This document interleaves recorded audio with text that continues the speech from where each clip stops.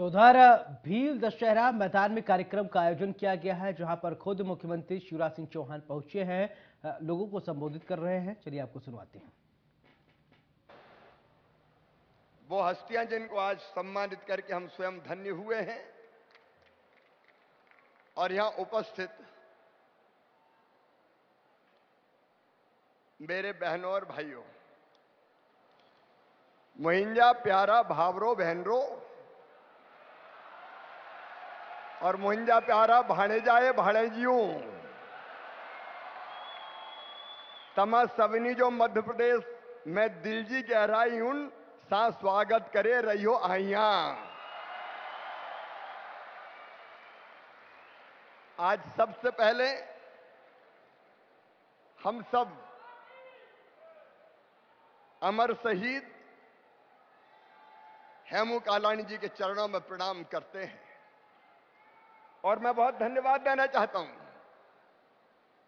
सिंधु सभा को, जिन्होंने ये जन्म शताब्दी समारोह का आयोजन किया। केवल 19 वर्ष की उम्र में जो हंसते हंसते फांसी के फंदे पे झूल गए हो और मरते समय एक ही प्रार्थना की कि फिर से जन्म लूं और भारत की स्वतंत्रता के लिए लड़ाई लड़ूं। और इसलिए उनके जन्म शताब्दी समारोह को मनाना ही हमारा धर्म है। पूजे न गए शहीद, पूजे न गए शहीद, तो फिर ये मंत्र कौन अपनाएगा? तोपों के मुंह से कौन अकड़ छातियां अपनी अड़ाएगा? चूमेगा फंदे कौन, गोलियां कौन वक्ष पे खाएगा? अपने हाथों अपने मस्तक फिर आगे कौन बढ़ाएगा? पूजे न गए ये वीर तो फिर ये बीज कहां से आएगा? धरती को मां कहकर माटी माथे से कौन लगाएगा? उनको प्रणाम। आज मैं इंदौर के उन भाइयों और बहनों को भी जो असमय काल के गाल में समा गए, मैं इंदौर से होके आ रहा हूं, रात से ही मैं वहां संपर्क में था, सवेरे गया, घटना स्थल पर भी गया था। हमारे कुछ भाई बहनों को हम बचा नहीं पाए। मैं उनके चरणों में भी श्रद्धा के सुमन अर्पित करता हूं। मेरे प्रिय बहनों और भाइयों, अत्यंत और प्राचीन महान राष्ट्र हमारा, हजारों साल पुरानी हमारी संस्कृति। अभी प्रदर्शनी का उद्घाटन परम पूजनीय सरसंघ चालक जी ने किया। मैंने भगवान दास जी से कहा कि जितने लोग आए प्रदर्शनी देख के जरूर जाएं। आप जरूर जाना। कितनी प्राचीन है हमारी संस्कृति। ऋग्वेद में उल्लेख है, सिंध अस्वों में समृद्ध है, सुनिर्मित आभूषणों में समृद्ध है, अन्न से समृद्ध है, सदैव नवीन ऊन से समृद्ध है, पौधों से समृद्ध है। पवित्र सिंधु के तटों पर मधु से भरे पुष्प खिले हुए हैं। वो अपनी संस्कृति, अपनी परंपराएं, अपने जीवन मूल्य, अपने महापुरुष, और महापुरुष भी हर क्षेत्र में, चाहे आप संत देख ले, मैं समस्त संतों को प्रणाम करता हूं। आप क्रांतिकारी देख लें, समय में अधिक नहीं लूंगा, परम पूज्य सरसंघ चालक जी को हम सुनेंगे।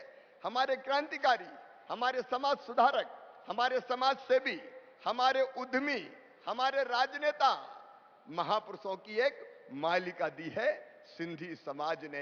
एक दर्द जरूर हमारे सीने में हमेशा रहता है, हमें अपनी जड़ों को छोड़ना पड़ा, लेकिन वो भी मैं आपको प्रणाम करता हूं इसलिए कि अपने धर्म के लिए, अपनी संस्कृति के लिए आपने अपनी धरती छोड़ दी, अपनी धरती छोड़ दी। ये धर्म और संस्कृति के लिए छोड़ी, और इसलिए आप सब सचमुच में अभिनंदनीय है। और आने के बाद कई बार मैं भाव विभोर हो जाता हूं, कितनी मेहनत से, कितने परिश्रम से हमारी कटनी में, जबलपुर में, इंदौर में, भोपाल में हमारे सिंधी समाज के भाई बहन आए, लेकिन परिश्रम और उद्यमशीलता में उनका कोई मुकाबला नहीं है। शून्य से शुरू किया, जीरो से शुरू किया, लेकिन जीरो से शुरू करके उन्होंने नया संसार रच दिया। मैं अपने बचपन की घटना सुनाता हूं। मैंने अपने समाज के एक भाई को पहले मॉडल स्कूल टीटी नगर के पास हाथ ठेले में कबीट, बेर और मूंगफली बेचते हुए देखा। कुछ दिनों के बाद वो हाथ ठेले के बजाय फुटपाथ पर दुकान होने लगाई। बाद में उनकी अपनी दुकान हो गई और वो दुकान अब बड़े व्यवसाय में परिवर्तित हो गई। ये चमत्कार सिंधी समाज ही कर सकता है। अपने ग्राहकों का आदर सम्मान, ज्यादा बेचो और उससे कमाई करो। अधिकतम बिक्री और न्यूनतम लाभ के सिद्धांतों पर चलने वाला ये सिंधी समाज हर संकट का सामना करके भी उठ के खड़े रहने की सामर्थ्य रखता है। मैं आज केवल इतना निवेदन आपसे करना चाहता हूं कि हम अपनी संस्कृति, अपनी परंपरा, अपनी भाषा, अपनी वेशभूषा, अपने खान पान को ना भूलें। सिंधी कितनी मीठी भाषा है, आनंद आ जाता है सुन के सचमुच। और मैं जो पारंपरिक खान पान भी देखता हूं, मेरी बड़ी दोस्ती है सिंधी समाज में। भगवान दास जी मेरे बचपन के मित्र हैं, कई वर्षों से हम साथ काम कर रहे हैं। आज भी मिठो लोलो, कोकी, भौरी, माजून मिठाई, साटा, सिंगार जी बर्फी, दाल पकवान, सिंधी कड़ी चावल, बात ही अलग है। और इसलिए नौजवानों से भी मेरा कहना है, अपनी भाषा ना भूलें, अपना खान पान ना भूलें, अपनी संस्कृति ना भूलें, अपने महापुरुष ना भूलें, जड़ों से जुड़े रहें। केवल एक बात और कहते हुए, क्योंकि जब मैं यहां आ रहा था तो मुझे सिंधी समाज के मित्रों ने यह कहा कि नहीं, कुछ चीजें ऐसी जो करनी बहुत जरूरी है। वैसे तो जब भी आवश्यकता पड़ी, महाराज जी शंकर ललवानिया बैठे हैं सांझ, सिंध से हमारे वो भाई बहन जिनके वीजा की अवधि समाप्त हो गई थी, मुझे मिले, ये लेके आए शंकर ललवानी इंदौर एयरपोर्ट पर। और वहां पुलिस के अफसर और बाकी प्रशासन कह रहा था अवधि पूरी हो गई, ये वापस जाएंगे। लेकिन मेरी बेटियों की आंखों में आंसू थे और उन्होंने कहा जान भले ही चली जाए, अब हम लौट के वहां नहीं जाएंगे जहां पाकिस्तान राज, नहीं जाएंगे वहां लौट के। जा तो मैंने वहीं बुला के कहा था कलेक्टर एसपी को, वीजा की अवधि समाप्त हो जाए तो हो जाए, ये यहीं रहेंगे, यहां से नहीं जाएंगे किसी भी कीमत पर। और मैं प्रधानमंत्री नरेंद्र मोदी जी का अभिनंदन करता हूं कि अब तो नागरिकता प्रदान करने का अभियान युद्ध स्तर पर चल रहा है मेरे बहनों और भाइयों। लेकिन उसके अलावा भी आपने सिंध छोड़ा होगा, लेकिन आज मैं गर्व से कहता हूं सारा हिंद आपका है, सारा हिंदुस्तान आपका है। अभी जब हम बात कर रहे थे तो मुझे जो भारतीय सिंधु सभा ने ज्ञापन दिए, अलग अलग कुछ चीजें चाहिए, केवल उनका मैं उल्लेख करूंगा। आपने कहा मध्य प्रदेश के स्कूली शिक्षा पाठ्यक्रम में सिंधुपति सम्राट महाराजा दाहिर सैन, क्या क्या सम्राट थे, अंतिम हिंदू सम्राट, और उनकी दोनों बेटियों ने कैसे युक्ति और बुद्धि से शत्रुओं को परास्त किया था, हम सब जानते हैं। तो आपने कहा उनकी हेमू कालाणी जी और अमर शहीद भगत कंवर राम जी का जीवन परिचय पाठ्य पुस्तकों में सम्मिलित किया जाए। मध्य प्रदेश की पाठ्य पुस्तकों में इनके जीवन चरित्र सम्मिलित किए जाएंगे। एक सिंधु नदी के किनारे ये हिंदू सभ्यता और संस्कृति विकसित हुई। तो एक कार्यक्रम सिंधु दर्शन का पहले 2018 के पहले उसके लिए अनुदान देते थे, वो भी मध्य प्रदेश ने शुरू किया था। लेकिन बीच में सरकार चली गई, फिर कोविड आ गया, तब से वो बंद हो गया। अब फिर से हम फैसला कर रहे हैं, इसी मई के गर्मियों में ही होता है सिंधु दर्शन का कार्यक्रम, जून में। तो जून में अब जो भी हमारे भाई बहन या बेटे बेटी सिंधु दर्शन के लिए जाएंगे, 25,000 रुपया अनुदान प्रति तीर्थ यात्री दिया जाएगा।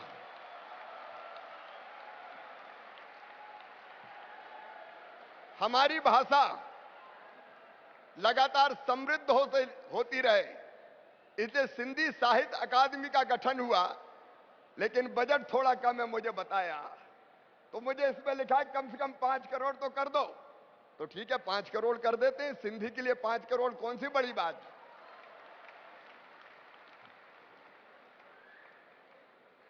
एक और बात मुझे कही कि प्रदेश के सिंधी बाहुल्य क्षेत्रों के मुख्य मार्गों, चौराहों के नाम अमर बलिदानी हेमू कालाणी जी के नाम पर। हमने पिछले दिनों ही फैसला किया उनके जन्म दिवस के अवसर पर कि भोपाल में मनुआ भान की टेकरी पर अमर शहीद हेमू कालाणी जी की प्रतिमा लगाई जाएगी। और इसके अतिरिक्त भी जबलपुर, इंदौर में भी हम फैसला करेंगे कि कौन सा उपयुक्त स्थान है जहां अमर शहीद हेमू कालाणी जी की प्रतिमा, स्टैचू लगाया जाए, ताकि वो हमें प्रेरणा देते रहें। एक बात और मेरे मन में है जो मैं आपसे शेयर करना चाहता हूं, और वो ये है कि हमारी संस्कृति सम्राट दाहर सेन से लगा के आज तक, मैं एक एक महापुरुष के नाम नहीं ले रहा, संतों के नाम नहीं ले रहा, यहां प्रदर्शनी में सब है। लेकिन अगर एक स्थान ऐसा हो जाए, प्रदर्शनी तो अस्थायी है, आज फिर ये हट जाएगी, प्रदर्शनी लगानी पड़ती है। लेकिन हम मध्य प्रदेश में आपसे चर्चा करके एक ऐसा संग्रहालय बनाएंगे जहां सम्राट दाहिर सेन से लगा के आज तक के हमारे जो महापुरुष हैं उनका जीवन चरित्र, सिंधु सभ्यता और संस्कृति को दर्शाया जाए, ऐसा सिंधी संस्कृति का संग्रहालय मध्य प्रदेश में बनाया जाएगा, आपके साथ विचार विमर्श करके। और अंत में एक कष्ट है हमारा, एक दर्द है हमारा, जो कभी कभी हम व्यक्त करते हैं, वो है सिंधी पट्टों की समस्या का समाधान। कई दिनों से ये बात नहीं है और मांगते हैं प्रमाण कि कोई सबूत लाओ, प्रमाण लाओ। अब कई तरह के सबूत और प्रमाण नहीं है। आज मैं एक साथ, चाहे कटनी हो, चाहे जबलपुर हो, चाहे भोपाल हो, चाहे इंदौर हो, कोई भी शहर हो, आपके सामने ये बात रखना चाहता हूं कि हम 1614 वर्ग फीट के जो मकान बने आवासीय में, भोपाल की कीमत अगर उसकी बताऊं, जो उसकी गाइडलाइन रेट है तो वो है 1,08,00,000। अब हम इसको केवल 1% मूल्य लेके और ये पट्टे स्थायी रूप से दे देंगे, वैधानिक अधिकार आपका हो जाएगा। अब 1,08,00,000 के आपको 1,08,000 देना पड़ेंगे। 2,152 वर्ग फुट का आवासीय अगर प्लाट है तो भोपाल सीहोर मार्ग पर उसकी कीमत 1,44,00,000 है।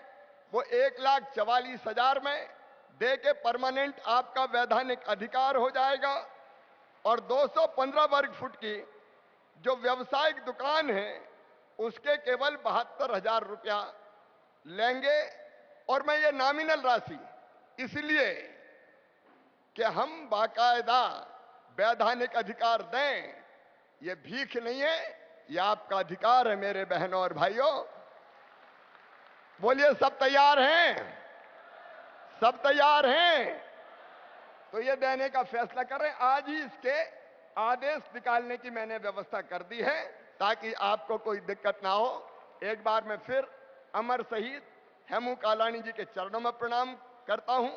आप सबका यहां फिर स्वागत करता हूं। हमारे परम पूज्य सरसंघ चालक जी, जिनके शब्द हमें प्रेरणा भी देते हैं और सही दिशा भी देते हैं, उनका मार्गदर्शन हम सुनेंगे। मेरे साथ एक बार फिर बोलिए, भारत माता की, भारत माता की, अमर शहीद हेमू कालाणी की, आयोलाल सबई चयो, आसान जो हेमू कालाणी। बहुत बहुत धन्यवाद, प्रणाम। बहुत बहुत धन्यवाद माननीय मुख्यमंत्री जी। ॾिसो, ॿुधंदा से एक पंथ दो काज। तव्हां हिकु हेमू कालाणी जे प्रति श्रद्धा खणी आया हो और हिकु पंथ करे आया हो, केतिरी झोली भरे सौगातूं तव्हांखे मिली वियूं। छप्पर फाड़े करे तव्हां खे माननीय मुख्यमंत्री जी जेको ॾिनो आहे, ज़ोरदार तालियुनि सां हुननि जो धन्यवाद अदा कयो। पाठ्यक्रम में भी असांजा संत महापुरुष अची विया, अकादमी जी बजट जी भी चिंता परे थी वियव, संग्रहालय सुहिणो ठहण वारो आहे, पटनि जी समस्या जे लाइ बि तव्हांखे वादो करे चुका आहिनि, त हाणे जल्दी उहो कम भी पूरो थींदो। तारियूं वॼाए स्वागत त कयो भाई, धन्यवाद त ॾियो। ईअं न थियो न, ज़ोरदार तारियुनि सां। इस पूरे परिसर में एक प्रयास भारतीय सिंधु सभा ने किया है कि इसे प्लास्टिक फ्री जोन बनाएं, ऐसा हम सबके मन में था। इसलिए पेयजल भी हम लोगों ने पूरा प्रयास किया कि केवल मटकों के माध्यम से, कांच की बोतल के माध्यम से हो, ना के बराबर कुछ लोगों ने अपने व्यवस्था से पानी की बोतलें लाई हैं। इस दिशा में हम सभी आगे बढ़ें, युवा बंधु आगे बढ़ें, पर्यावरण के प्रति सचेत रहें, ऐसा संदेश देने का प्रयास यहां से किया गया है। हम सिंधियों की एक विशेष बात है कि हम धर्म और समाज के लिए जीने की भावना जन्म से ही लेकर आगे बढ़ते हैं, और यही भावना हमारे संगठन गीत में भी परिलक्षित होती है। परम पूजनीय जी के मार्गदर्शन, उनके आशीर्वचन से पूर्व मैं अशोक अगनानी जी से आग्रह करता हूं कि अपना संगठन गीत प्रस्तुत करें, और उसके बाद परम पूजनीय सरसंघचालक जी से आग्रह है कि आपका आशीर्वाद हमें प्राप्त हो। अशोक जी।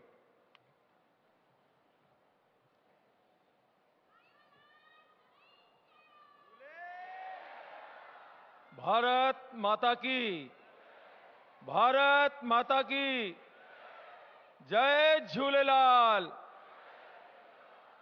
प्यारा भाउरो, पिछले 6 महीने का वठी सजे देश जी हिकड़ी आवाज है, जय झूलेलाल ऐं हलो भोपाल।